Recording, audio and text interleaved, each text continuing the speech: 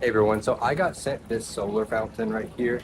As you can see, I just opened the box. Now I haven't compensated to make this video, but that's not going to change the way that I talk about it.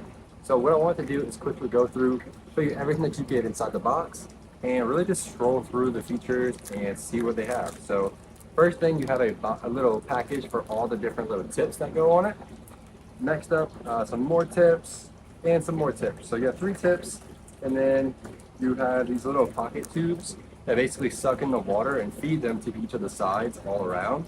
So it's pretty interesting. Let's go ahead and get it set up and get it started. You set this connector piece in just like that, and that's all it does. So just hook it on there, push it down, and then you want to actually fit this one on just like that. That way it's fully secure and it'll allow it to spew out. Next, let's go ahead and set up the little pieces. So they come like this. You just put them on one end just like this. And there we go. You want to make sure it's all the way in so you can actually get the water fed through.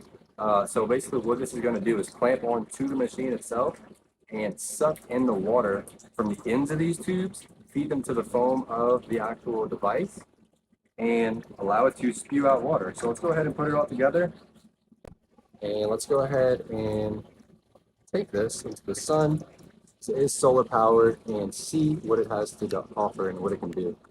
So I have a fountain down there, but I also have a bowl of water right here. Let's go ahead and take it into the sun. Oh, there we go. So as you can see, you don't even need to have these put on there if you don't want, and it'll work perfectly how it is.